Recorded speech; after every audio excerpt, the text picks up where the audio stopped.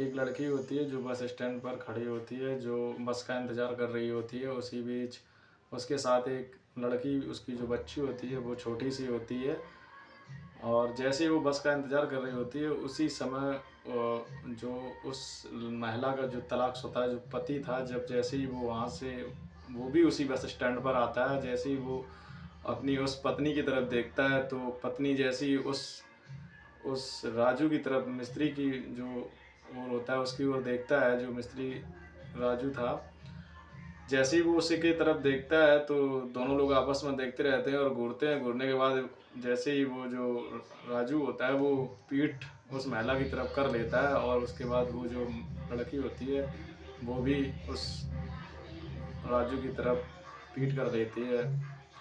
आइए दोस्तों, ऐसी तुम्हें कहानी के बारे में बताएंगे। जो ये कहानी है तलाकशुदा दो लोगों की। पूरी कहानी जानने से पहले हमारे चैनल को लाइक और सब्सक्राइब जरूर कर दें। उत्तर प्रदेश का एक सारण जिला होता है, उस सारण जिला से एक गांव होता है। उस गांव में एक राजू नाम का एक लड़का रहता होता है, जो जिसके माँ बाप होते हैं और एक उसकी बहन होती है, और जो राजू होता है वो अकेला राजू ही होता है। तो वो जैसे जैसे धीरे धीरे बड़ा होता है, बड़ा होते हुए वो जितना पढ़ पाता है उतना पढ़ाई करता है। पढ़ाई करने के बाद वो एक राजगिरी, जो मिस्त्री जैसे जो मकान वकान बनाते हैं, वो काम करने लगता है, और रोज़ अपना काम करता है, और काम से जो पैसे मिलते हैं उससे अपने परिवार का खर्चा चलाता है। जैसे जैसे वो धीरे धीरे और बड़ा होता है, तो उसकी माँ और जो पिता होते हैं वो दोनों लोग सोचते हैं क्यों ना मैं अपने राजू की शादी कर दूं। तो रिश्ते उसके शादी योग हो जाता है, तो उसकी शादी के लिए रिश्ते आने लगते हैं। जैसे ही रिश्ता आता है तो उसमें से एक रिश्ता जो होता है, उसकी जो माँ होती है उस रिश्ते को हाँ कह देती है, और हाँ कहने के बाद दोनों लोग उस रिश्ते की जब लड़की को देखने जाते हैं तो देखकर लड़की को पास कर देते हैं, और पास करने के बाद जो राजू होता है उसके साथ उस लड़की का विवाह हो जाता है। विवाह होने के बाद दोनों लोग परिवार में खूब हंसी खुशी रहते हैं, और आराम से अच्छा खासा राजू कमाता है, और परिवार में आता है शाम को, जो कुछ ले आता है खाने पीने को, पूरे परिवार में मिल बांट के खाने पीने में साथ में खाते हैं। धीरे धीरे आगे जब और समय बीतता है, तो बीतने के बाद जो राजू की जो वाइफ होती है, वो उसकी जो वाइफ होती है, उसकी वाइफ को ये प्रेग्नेंट हो जाती है, और प्रेग्नेंट होने के बाद उसकी जो वाइफ होती है वो एक बच्ची को जन्म देती है, और जो बच्ची होती है उसका जो लड़की के रूम में उसे एक बिटिया होती है। जैसे ही वो जन्म लेती है, जन्म लेने के बाद वो जब घर पर आती है, तो जो उसकी पत्नी थी जिसका नाम अंजलि था, तो वो दोनों जब घर आ जाते हैं, तीनों लोग उसके परिवार के सदस्य हो जाते हैं राजू के। तो राजू फिर अपने घर में रहने लगता है, और जिधर जो राजू की बहन होती है, बहन और उसकी वाइफ में आपस में एक दूसरे को ईर्ष्या करके लड़ाई होने लगती है, लड़ाई झगड़े होने लगते हैं। लड़ाई झगड़े इतने होने लगते हैं कि राजू की बहन उसकी वाइफ को कुछ ज़्यादा ही वो गलत शब्द का प्रयोग कर देती है, जिससे कि नंद और भाभी में इतनी लड़ाई भयंकर हो जाती है कि जो अंजलि नाम की जो उसकी वाइफ थी वो इतनी परेशान हो जाती है। परेशान होकर वो अपने मायके चली जाती है, और मायके जाकर वो यहाँ की राजू के बारे में सारी कहानी अपनी ससुराल पक्ष की अपनी मायके में पूरी बात बताती है। जैसे ही अपनी बताती है, अपने भाई को बताती है, अपने माँ बाप को बताती है। बताने के बाद जो अंजलि का जो भाई होता है वो कहता है कि ठीक है बहन, तुम काफ़ी दिन अगर वहाँ परेशान हो तब तक तुम हमारे घर पर रहो, और तुम्हारी बच्ची है वो भी काफ़ी बड़ी हो जाएगी, उसके बाद तुम अपनी घर चले जाना। इधर धीरे धीरे जो राजू होता है वो अपना बेचारा काम करता है। काफ़ी बार जाने का सोचता है कि क्यों ना अंजलि के पास जाऊं और अंजलि को लेकर अपने घर आ जाऊं।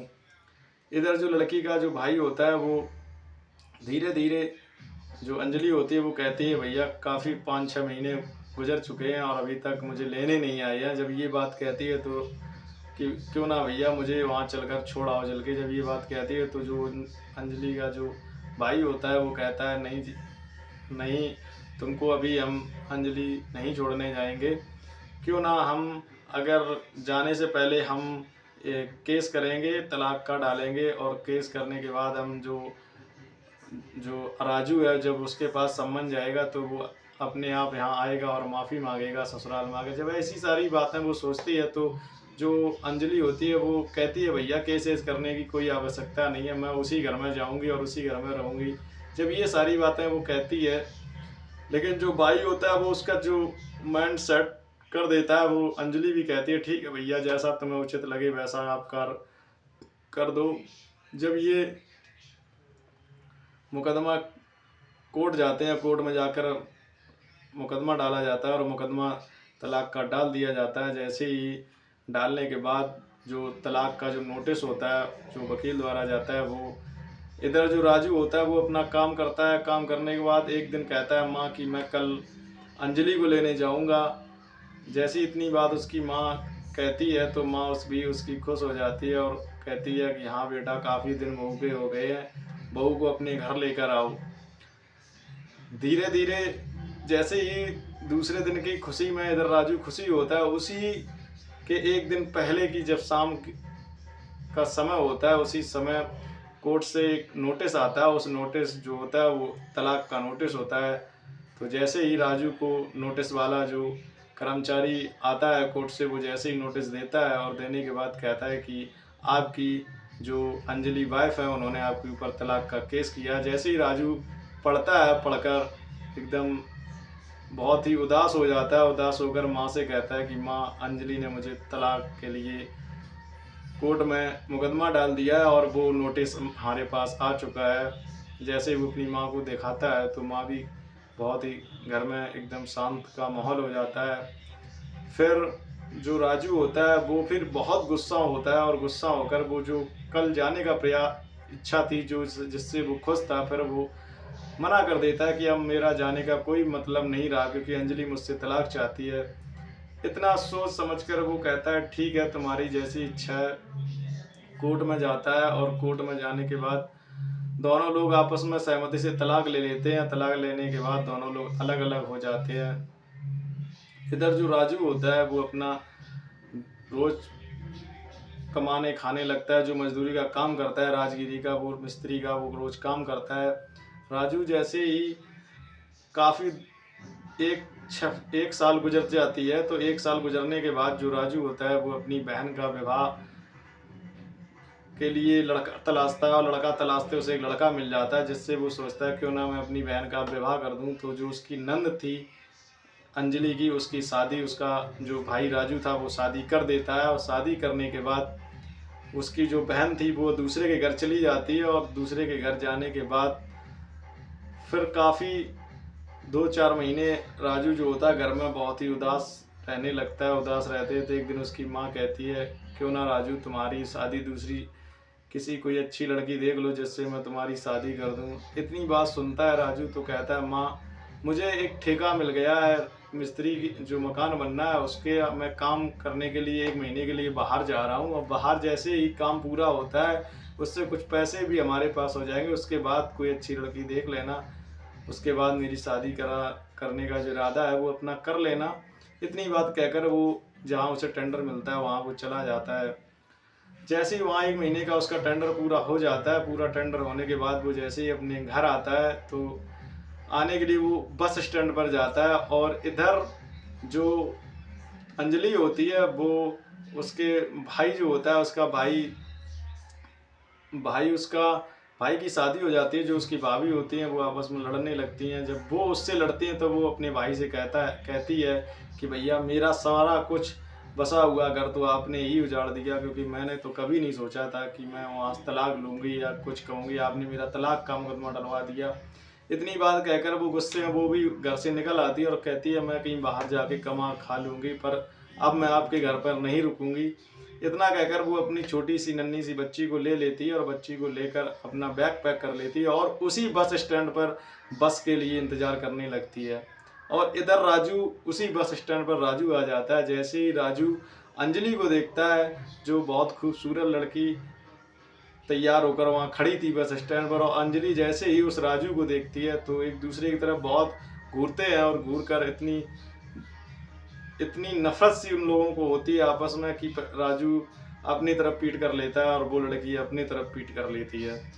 दोस्तों इसी बीच उसकी जो बच्ची होती है, जो छोटी सी लड़की होती है, वो अब लगभग 3 साल की हो चुकी होती है। जो वो लड़की थी वो अपने पापा को पहचानती थी कि ये हमारे पापा हैं। तो वो लड़की धीरे धीरे किसी तरीके से वो रोड को पार कर लेती है और पार कर कर वो राजू के पास आ जाती है और राजू के पास आकर उसके कपड़े खींचने लगती है।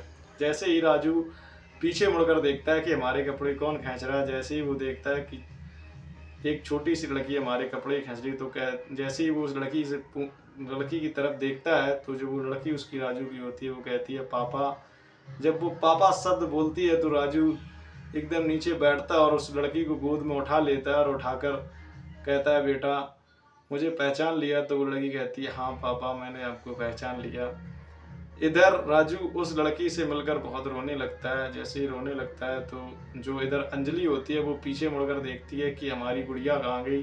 तो वो जब इधर उधर ढूंढती है तो सामने देखती है कि हमारी बिटिया राजू जो उसका हस्बैंड था अपने पापा के पास उसकी गोद में बहुत हंस रही है, खेल रही है।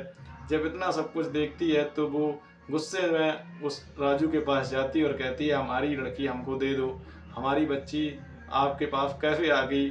तो वो कहता है हम नहीं लेकर आए, आपकी लड़की जो है उसमें वो लड़की हमारी भी तो है, वो लड़की आपकी अकेले की नहीं है। ये बातें काफ़ी कहकर वे आपस में लड़ने झगड़ने लगते हैं। तो वो कहते हैं कि अगर आपकी लड़की इतनी ही थी, आप इतना ही लड़की को चाहते थे तो एक दिन कभी देखने ही आ जाते। तो राजू कहता मैं तो आने वाला ही था, मैं एक दिन पहले मुझे तुम्हारा तलाक का नोटिस मिला और नोटिस देखकर मैंने भी फैसला कर लिया कि अगर तुम्हें तलाक की इच्छा है तो मैं तुम्हें तलाक के लिए तैयार हूँ, मैंने तुम्हें तलाक दे दिया।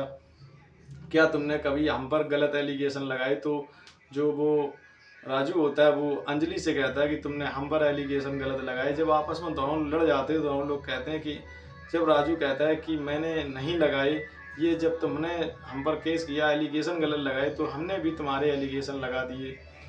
इतनी सारी बातें दोनों लोग आपस में मिसअंडरस्टैंडिंग हो जाती हैं। फिर वो अंजलि जो होती है वो कहती है कि हमारे भाई ने ये सारा कुछ बीच में विवाद किया, हम कभी नहीं चाहते थे कि हम लोगों का आपस में विवाद हो। तो जो वो होते हैं, जो राजू मिस्त्री होता है वो कहता है हमारे घर में लड़ाई अगर हमारी बहन से होती थी तुम्हारी, तो मेरी बहन की शादी हो चुकी है, अब मेरे घर में कोई रहने वाला नहीं है, मैं हूँ और मैं तो बाहर रहता हूँ और मेरी माँ और पापा घर पर हैं। जब इतनी दोनों लोग बात सुनते हैं तो दोनों लोग आपस में दोनों जो मिसअंडरस्टैंडिंग होती है वो दोनों लोग आपस में सहमत हो जाते हैं। सहमत होने के बाद राजू कहता है कि अंजलि क्या तुम मेरे साथ मेरे घर चलोगी। इतनी बार जब कहता है तो अंजलि भी राजू के पैरों से गिर जाती है, गिरकर बहुत फूट फूट कर रोने लगती है और रोते रोते कहती है कि तुम मुझे एक भी बार लेने नहीं आए, इस गुस्से में मैं तुम्हारे पास नहीं आई, मैं आज भी तुम्हारे साथ रहना चाहती हूँ।